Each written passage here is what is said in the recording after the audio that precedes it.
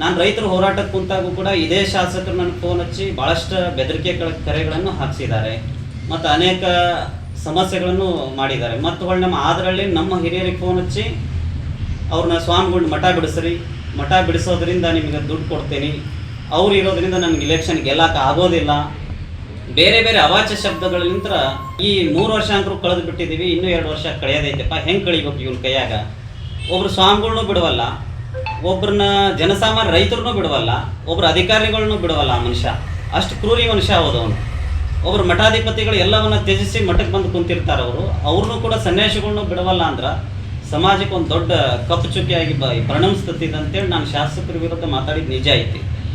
ಆದ್ರೆ ಚಂದ್ರು ಡಾಕ್ಟರ್ ಅವರು ನಮ್ಮ ಸಮಾಜದವರೇ ಆಗಿ ಸಮಾಜದ ಸ್ವಾಮಿಗಳಿಗೆ ನೋವು ಮಾಡ್ತಾರಂದ್ರೆ ಇನ್ನು ಯಾರನ್ನ ಬಿಡ್ತಾರವರು? ಇವತ್ತಿರ್ತಕ್ಕಂಥ ಡಾಕ್ಟರ್ ಚಂದ್ರು ಲಮಾಣಿಯವರು ಅವ್ರದ್ದೇನು ಇವತ್ತು ದಾಳಿ ಏನಾಗಿದೆ ಅದಕ್ಕೆ ಯಾವುದೇ ಸಂಬಂಧ ಇಲ್ಲ. ಅದು ಏನಾದರೂ ತಾವು ಅದನ್ನು ಪ್ರೂವ್ ಮಾಡಿದ್ರಂದರೆ ಅದಕ್ಕೆ ನಾನು ಇವತ್ತೇನು ನನಗೆ ಕಾನೂನು ಬದ್ಧವಾಗಿ ಏನು ಇದು ಮಾಡ್ತಾರೋ ಅದನ್ನು ಅನುಭವಿಸ್ಲಿಕ್ಕೆ ನಾನು ರೆಡಿ ಇದ್ದೀನಿ. ನಮ್ಮ ಯಾವುದೇ ಪಾತ್ರಗಳಿಲ್ಲ ಅಂತ ಈಗೂ ಹೇಳ್ತೀನಿ, ಮುಂದೆ ಹೇಳ್ತೀನಿ. ಆದ್ರೆ ವಾಯ್ಸ್ ಕರೆ ನಂದೇ ಅದು, ನಾನು ಒಪ್ಕೊತೀನಿ ಅದನ್ನು. ಆ ವಾಯ್ಸ್ ಕರೆ ನಂದೇ ಹೌದು, ಅದನ್ನು ನಾನು ಸಮರ್ಥನೆಯೂ ಮಾಡ್ಕೊತೀನಿ. 4 ತಿಂಗಳದಿಂದ ಅವ್ರ ಕಡೆ ಇರ್ತಕ್ಕಂಥ ಈಗೇನು ಮೊನ್ನೆ ಸೋನು ಲಮಾಣಿ ಅಂತೇಳಿ ಏನು ಪ್ರೆಸ್ ಮೀಟನ್ನು ಮಾಡಿದ್ದಾನ, ಆ ಮನುಷ್ಯ ನನ್ನ ಫೋನ್ ಹಚ್ಚಿ ಶಾಸಕರ ಜೊತೆ ಒಂದಾಗಬೇಕು, ನೀವು ಒಂದಾಗಲಿಲ್ಲ ಅಂದ್ರೆ ಸಮಸ್ಯೆ ಆಗ್ತದೆ, ಹಾಗೆ ಈಗ ಅಂತೇಳಿ ನನ್ನ ಕಡೆ ಎಲ್ಲ ರೆಕಾರ್ಡಿಂಗ್ ಸಮೇತ ಇದೆ ಅವ್ರದ್ದು. ಈ ಹಿಂದೆ 4 ತಿಂಗಳ ಹಿಂದೆ ಮಾತಾಡಿದ್ರು ಅವರು. ನೆಕ್ಸ್ಟ್ ನಾನು ಮಾತಾಡಿರ್ತಕ್ಕಂಥ ವ್ಯಕ್ತಿ ಒಬ್ಬರು ಪಂಚಮಶಾಲಿ ಸಮಾಜದ ಪಾಪ ಅವರು ಅಧ್ಯಕ್ಷರು ಮತ್ತು BJP ಪಕ್ಷದ ಅವರು ಒಂದು ಪಕ್ಷದ ಶಿಸ್ತಿನ ಸಿಪಾಯಿನೂ ಹೌದು.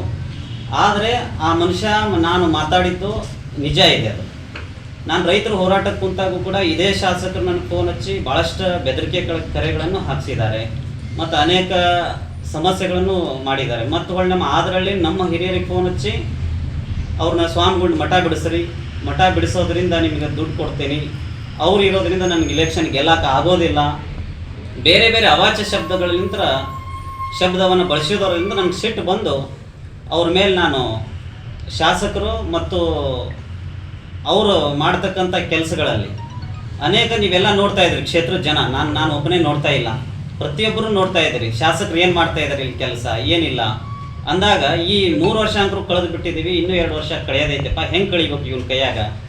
ಒಬ್ರು ಸ್ವಾಮಿಗಳ್ನೂ ಬಿಡವಲ್ಲ, ಒಬ್ರನ್ನ ಜನಸಾಮಾನ್ಯ ರೈತರನ್ನೂ ಬಿಡವಲ್ಲ, ಒಬ್ರು ಅಧಿಕಾರಿಗಳನ್ನೂ ಬಿಡವಲ್ಲ. ಆ ಮನುಷ್ಯ ಅಷ್ಟು ಕ್ರೂರಿ ಮನುಷ್ಯ ಹೋದವನು. ಒಬ್ರು ಮಠಾಧಿಪತಿಗಳು ಎಲ್ಲವನ್ನ ತ್ಯಜಿಸಿ ಮಠಕ್ಕೆ ಬಂದು ಕುಂತಿರ್ತಾರೆ. ಅವ್ರನ್ನೂ ಕೂಡ ಸನ್ಯಾಸಿಗಳನ್ನೂ ಬಿಡವಲ್ಲ ಅಂದ್ರೆ ಸಮಾಜಕ್ಕೆ ಒಂದು ದೊಡ್ಡ ಕಪ್ಪು ಚುಕ್ಕಿಯಾಗಿ ಪರಿಣಮಿಸ್ತದೆ ಅಂತೇಳಿ ನಾನು ಶಾಸಕರ ವಿರುದ್ಧ ಮಾತಾಡಿದ್ದು ನಿಜ ಐತಿ. ಅದನ್ನು ವಾಯ್ಸ್ ಕಾಲನ್ನು ಈಗಲೂ ಕೂಡ ಪರೀಕ್ಷೆ ಮಾಡಿಸ್ರಿ ನೀವು, ಎಷ್ಟು ದಿನದ ಹೋಗೋದು, ಎಷ್ಟು ದಿನದಿಂದ ಮಾತಾಡಿದ್ದೀನಿ. ಈಗಾಗಿರ್ತಕ್ಕಂಥ ಘಟನೆಗೆ ನನಗೆ ಯಾವುದೇ ಸಂಬಂಧನೂ ಇಲ್ಲ, ಆ ಮನುಷ್ಯ ಯಾರಂತೂ ನನ್ನ ಕಾಂಟ್ಯಾಕ್ಟ್ರ್ ಗೊತ್ತಿಲ್ಲ. ಒಂದು ವೇಳೆ ಆ ಮನುಷ್ಯನ ಜೊತೆ ನಾನು ಮಾತಾಡಿದ್ದಾಗಲಿ ಅಥವಾ ಆ ಮನುಷ್ಯನ ಜೊತೆ ನನ್ನ ಕಾಲ್ ಟ್ರ್ಯಾಕನ್ನು ಹಾಕಿಸ್ರಿ ಅಥವಾ ನನ್ನ ನಂಬರನ್ನು ತೊಗೊಂಡು ನಾನು ಅದಕ್ಕೆ ಬದ್ಧನಾಗಿ ಕಾನೂನಿಗೆ ನಾನು ವಿರುದ್ಧವಾಗಿ ಹೋಗೋದಿಲ್ಲ. ಎಲ್ಲ ಅಧಿಕಾರಿಗಳು ಸ್ಪಂದಿಸ್ತೀನಿ, ನಾನು ಮುಂದೂ ಸ್ಪಂದಿಸ್ತೀನಿ, ಈಗಲೂ ಸ್ಪಂದಿಸ್ತೀನಿ. ಆದ್ರೆ ಚಂದ್ರು ಡಾಕ್ಟರ್ ಅವರು ನಮ್ಮ ಸಮಾಜದವರೇ ಆಗಿ ಸಮಾಜದ ಸ್ವಾಮಿಗಳಿಗೆ ನೋವು ಮಾಡ್ತಾರಂದ್ರೆ ಇನ್ನು ಯಾರನ್ನ ಬಿಡ್ತಾರವರು? ಎಲ್ಲರನ್ನೂ ಕೂಡ ನೋವು ಮಾಡಿರ್ತಕ್ಕಂಥ ವ್ಯಕ್ತಿನ ಈ ಹಿಂದೆ ನೀವು ಕೇಳಿದಿರಿ, ಮಾಂಡ್ರೆ ಅಂತೇಳಿ ಅವ್ರಿಗೆ ತ್ರಾಸು ಕೊಟ್ಟರು, ಅನೇಕ ಇಲ್ಲಿ ಅಧಿಕಾರಿಗಳಿಗೆ ತ್ರಾಸು ಕೊಟ್ಟರು, ಅನೇಕ ಎಲ್ಲರಿಗೆ ಯಾರನ್ನೂ ಬಿಡಲಾರ್ದು ಕ್ರೂರಿ ಮನುಷ್ಯ ಅವನು. ಸ್ವಂತ ನಾನು ಯಾಕೆ ಇದನ್ನು ಹೇಳಕ್ಕೆ ಇಚ್ಛಪಟ್ಟನಂದ್ರೆ ಅವನು ಏನೋ ಮಾಡಿದರೂ ಕೂಡ ತನ್ನ ಹಿತಕ್ಕೆ ಮಾಡ್ಕೊಳೋದಿಲ್ಲ, ನಮ್ಮ ಇನ್ನೊಬ್ಬರಿಗೆ ನೋವು ಮಾಡೋದೇ ಅವನ ಕೆಲಸ. ಅವನ ಜೊತೆಗೆ ಅವನು ಇರ್ತಕ್ಕಂಥ ಫಾಲೋವರ್ಸ್ಗಳು ನನಗೆ ನಿನ್ನೆ ರಾತ್ರಿ ಕೂಡ 1 ಗಂಟೆಗೆ ಕಾಲ್ ಬಂದಿದೆ. ನಾನು ರಾತ್ರಿ 1 ಗಂಟೆ ಸಮಯಕ್ಕೆ ಕಾಲ್ ಬಂದಿದೆ. ಅವ್ರು ಯಾರು ಎಲ್ಲಿ ಯಾರಂತೂ ಗೊತ್ತಾಗ್ತಾ ಇಲ್ಲ. ಚಿತ್ರದುರ್ಗ ಅಂತೇಳಿ ಹೇಳಿದರು, ಅಲ್ಲಿಂದ ಫೋನನ್ನು ಕಟ್ ಮಾಡಿದರು. ಈ ಥರ ನಾನು ಭಯದಲ್ಲೇ ಜೀವನವನ್ನು ಮಾಡ್ತಾ ಇದ್ದೇನೆ. ಇವ್ರು ನನಗೆ ಯಾವಾಗ ಹೋದ ವರ್ಷ ತಾವೆಲ್ಲ ಪತ್ರಿಕೆ ಮಿತ್ರರು ಮಾಧ್ಯಮದವರು ತಾವು ಬಂದು ಅದನ್ನು ಪ್ರೆಸ್ ಮೀಟನ್ನು ಕೂಡ ಹೋದ ವರ್ಷ ಮಾಡಿದ್ದೀರಿ. ನಾನು ಉಪವಾಸ ಸತ್ಯಾಗ್ರಹ ಕುಂತಾಗ ಅವ್ರ ಕಡೆದರ ಜನರನ್ನು ಕಳಿಸಿ ನನಗೆ ಮಠದಿಂದ ಹೊರಗೆ ಹಾಕಿಸಿದ್ರು. ಮಠದಿಂದ ಹೊರಗೆ ಹಾಕಿದ್ರು, ನಾನು ಕೂಗ್ಲಾರ್ದಂಗೆ ಅವ್ರು ಕ್ಷಮವನ್ನು ಯಾಚಿಸ್ಕೊಂಡು ಆನಂತರ ಮಠದೊಳಗೆ ಹೋಗಿ ಕುಂದಿರಿಸಿದ್ರು. ಮತ್ತು ನಮ್ಮ ಊರದಿಂದ ನನಗೆ ಯಾವುದೇ ಸಮುದಾಯಲಿಂದ ತೊಂದರೆ ಬಂದಿಲ್ಲ. ಎಲ್ಲ ಸಮುದಾಯನೂ ನಮ್ಮದೇ ಸಮುದಾಯ ಅಂತೇಳಿ ನಾನು ಅಂದ್ಕೊಂಡು ಹೋಗಿದೆ. ನಾನು ವಿರಕ್ತ ಪರಂಪರೆ ಸ್ವಾಮಿಗಳಾಗಿರೋದ್ರಿಂದ ಎಲ್ಲರನ್ನೂ ಒಗ್ಗೂಡಿಸ್ಕೊಂಡು ಬಸವ ತತ್ವದಲ್ಲಿ ನಾವು ನಡೀತಾ ಇದ್ದೀವಿ. ಆದರೆ ಇವ್ರು ಏನು ಮಾಡ್ತಾ ಇದ್ದಾರೆ, ಪ್ರತಿಯೊಂದಕ್ಕೂ ಸ್ವಾಮಿಗಳನ್ನ ತರೋದು ಹೇಳೋದು. ಇವರು ಯಾವುದೇ ಇವ್ರ ಲಾಭಕ್ಕಾಗಿ ಸ್ವಾಮಿಗಳನ್ನ ತೇಜೋವಧೆ ಮಾಡ್ತಕ್ಕಂಥ ಕೆಲಸಗಳನ್ನು ಮಾಡ್ತಾ ಇದ್ದಾರೆ. ನಾನು ದಯವಿಟ್ಟು ಈ ಮೂಲಕ ಹೇಳಲಿಕ್ಕೆ ಇಚ್ಛಪಡ್ತೀನಿ, ಇವತ್ತಿರ್ತಕ್ಕಂಥ ಡಾಕ್ಟರ್ ಚಂದ್ರು ಲಮಾಣಿಯವರು ಅವ್ರದ್ದೇನು ಇವತ್ತು ಇದು ದಾಳಿ ಏನಾಗಿದೆ ಅದಕ್ಕೆ ಅದಕ್ಕೆ ಯಾವುದೇ ಸಂಬಂಧ ಇಲ್ಲ. ಅದು ಏನಾದರೂ ತಾವು ಅದನ್ನು ಪ್ರೂವ್ ಮಾಡಿದ್ರಂದರೆ ಅದಕ್ಕೆ ನಾನು ಇವತ್ತೇನು ನನಗೆ ಕಾನೂನುಬದ್ಧವಾಗಿ ಏನು ಇದು ಮಾಡ್ತಾರೋ ಅದನ್ನು ಅನುಭವಿಸ್ಲಿಕ್ಕೆ ನಾನು ರೆಡಿ ಇದ್ದೀನಿ. ಆದರೆ ಆ ವಾಯ್ಸ್ ಮೆಸೇಜ್ ನಂದೇ, ಈಗಲೂ ಹೇಳ್ತೀನಿ, 10 ಸಲ ಆದರೂ ನಂದೇ ಅಂತೇಳಿ ಹೇಳ್ತೀನಿ. ಅವ್ರು ನನಗೆ ನೋವು ಕೊಟ್ಟಿರ್ತಕ್ಕಂಥದ್ದು ರಿಕಾರ್ಡಿಂಗ್ ಕೂಡ ತಮ್ಗೆ ಹಾಕ್ತೀನಿ, ಅದನ್ನು ಕೂಡ ತಾವು ಪರಿಶೀಲಿಸ್ರಿ. ಮುಂದೆ ಅದಕ್ಕೆ ಸಮಾಜ ಮತ್ತು ನಮ್ಮ ಭಕ್ತರು ಏನಂತಾರೆ ಅದಕ್ಕೆ ಬದ್ಧವಾಗಿ ನಡೀತೀನಿ ನಾನು. ನೋವು ಏನಂತ ಕೊಟ್ರೆ ಸರ್? ನೋವು ಏನಂತ ಕೊಟ್ರಂದ್ರೆ ಸ್ವಾಮಿಗಳು ಆ ಮಠದಲ್ಲಿ ಇರಬಾರ್ದು ಗೌಡ್ರ. ನಮ್ಮೂರು ಗೌಡ್ರಿಗೆ ಫೋನ್ ಹಚ್ಚಿ ಹೇಳ್ತಾರೆ ಅವರು, ಸ್ವಾಮಿಗಳು ಇಲ್ಲಿ ಇರಬಾರ್ದು, ಇದ್ರಂದ್ರೆ ಸಮಸ್ಯೆಗಳಾಗ್ತವೆ. ಮತ್ತು ಅವ್ರ ಸಮಾಜದ 2 ಮಂದಿನ ಹಚ್ಚಿ ಬೇರೆ ಬೇರೆ ಅವನ್ನೆಲ್ಲ ನಾನು ಹೇಳೋದು ತಮ್ಗೆ ರಿಕಾರ್ಡಿಂಗ್ ಕೊಟ್ಟನೆ ಅಂದ್ರೆ ಅದನ್ನು ಆ ರಿಕಾರ್ಡಿಂಗೇ ಹೇಳ್ತದೆ, ನಾನು ಹೇಳೋಂಥ ಅವಶ್ಯಕತೆ ಏನಿಲ್ಲ. ಆದರೆ ಆ ಅವಾಚ ಶಬ್ದ ಬಳಸಿದಾಗ ಒಬ್ಬರು ಸ್ವಾಮಿಗಳು ಸುಮ್ಮನೆ ಕುಂತಾರನ್ನ ತೆಡುತ್ತಾರಂದ್ರೆ ಎಷ್ಟು ನೋವು ಆಗಾಕಿಲ್ಲ ನಮಗೆ.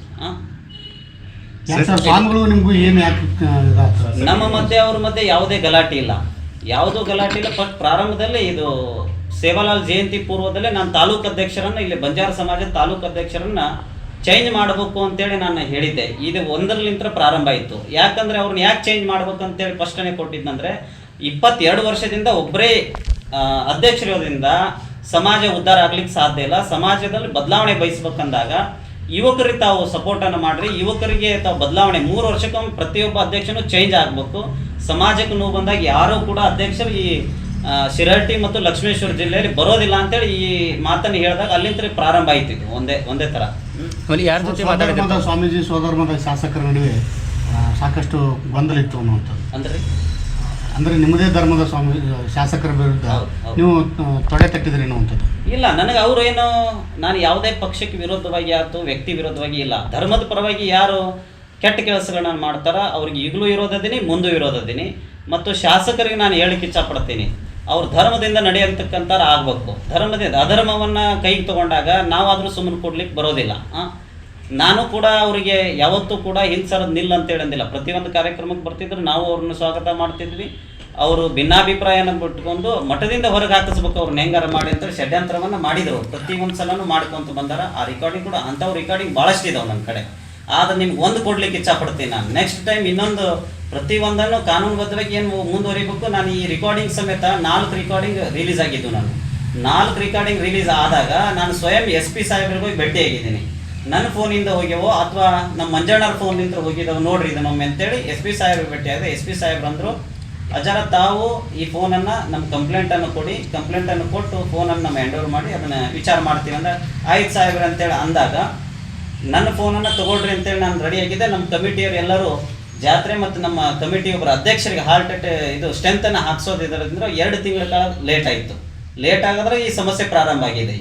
ನಿಮ್ಮ ಪ್ರಕಾರ ಶಾಸಕರ ಅಧರ್ಮದ ಹಾದಿಗಳು ಯಾವ್ಯಾವು?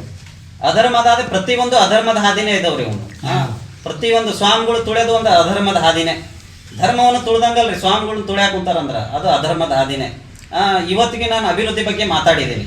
ರೈತರು ಹೋರಾಟಕ್ಕೆ ಕುಂತಾಗ ಒಂದು ದಿನ ರೈತರು ಹೋರಾಟಕ್ಕೆ ಬಂದು ಸ್ಪಂದಿಸಲಿಲ್ಲ ಆ ವ್ಯಕ್ತಿ. ತಾವೆಲ್ಲ ಬಂದಿದ್ದೀರಿ ಆ ಹೋರಾಟಕ್ಕೆ, ಒಂದು ದಿನ ಸ್ಪಂದಿಸಲಿ, ಅದು ಅಧರ್ಮದ ಹಾದಿನೇ. ಇವತ್ತು ಅಭಿವೃದ್ಧಿ ಕಾರ್ಯಾಲಯ ನಾನು ಮಾತಾಡಿಲ್ಲ ನಂಗಲ್ಲ. ಒಂದೊಂದು ಗುಂಡಿಯಲ್ಲಿ ನಮ್ಮೆಲ್ಲ ಸತ್ತರು ನಮ್ಮ ಮುಚ್ಚಿದ್ರು ಆ ಗುಂಡಿ ಮುಚ್ಚೋದಿಲ್ಲ ಅಂತೇಳಿ ನಾನು ಮಾತಾಡಿದ ನಿಜ ಇದೆ. ಯಾಕಂದ್ರೆ ಅವನು ಈ ತಾಲೂಕಿನ ಶಾಸಕ ಅಂತ ಮಾತಾಡಿದ್ದೀನಿ, ಅವ್ನು ನಮ್ಮ ಮನೆ ಮಗನೋ ಅಥವಾ ನಮ್ಮ ಸಮಾಜದ ಹಿರಿಯ ಅಂತ ಮಾತಾಡಿಲ್ಲ. ತಾಲೂಕಿನ ಶಾಸಕರು ಸಹಜವಾಗಿ ಮಾತಾಡ್ತಾರೆ. ಎಲ್ಲಿಂದ ಸ್ಟಾರ್ಟ್ ಆದ ಸ್ವಾಮೀಜಿ ನಿಮ್ಮ ಅವರ ನಡುವೆ? 1 ವರ್ಷದ ಮೇಲೆ ಐತ್ರಿ. ಅದು ಸೇವಾಲಾಲ್ ಜಯಂತಿಲಿಂದನೇ ಪ್ರಾರಂಭ ಆಯಿತು. ಅದಕ್ಕಿಂತ ಮುಂಚೆನೂ ಕೂಡ ಇತ್ತು. ಸದಾಶಿವ ಆಯೋಗದ ಏನು ಒಳ ಮೀಸಲಾತಿದು ಹೋರಾಟ ಇತ್ತಲ್ಲ, ಒಳ ಮೀಸಲಾತಿದು ಹೋರಾಟದಿಂದ ಪ್ರಾರಂಭ ಆಯಿತು. ಒಳ ಮೀಸಲಾತಿ ಹೋರಾಟಕ್ಕೆ ನಾನು BJPಗೆ ವಿರೋಧ ಮಾಡಿದ್ದೆ. ಅವಾಗ BJPಗೆ ವಿರೋಧ ಮಾಡಿದಾಗ ಕಾಂಗ್ರೆಸ್ಸಿಗೆ ಫಸ್ಟ್ ವಿರೋಧ ಮಾಡಿದ್ವಿ, ಆನಂತರ BJPಗೆ ವಿರೋಧ ಮಾಡಿದ್ವಿ ಒಳ ಮೀಸಲಾತಿ ವಿಚಾರವಾಗಿ.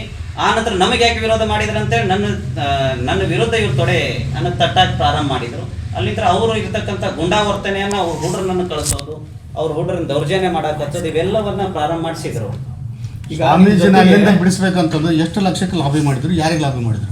ನಮ್ಮೂರವರೇ ಅವರು. ಈಗ ಅವರು ಕೂಡ ಬರ್ತಾ ಇದ್ದಾರೆ. 10 ಲಕ್ಷ ರೂಪಾಯಿಯನ್ನು ಕೊಡ್ತೀವಿ ನಾವು, ಏನೇನು ಖರ್ಚು ಮಾಡಿದ್ದಾರೆ ಅಂತೇಳಿ 20 ಲಕ್ಷ.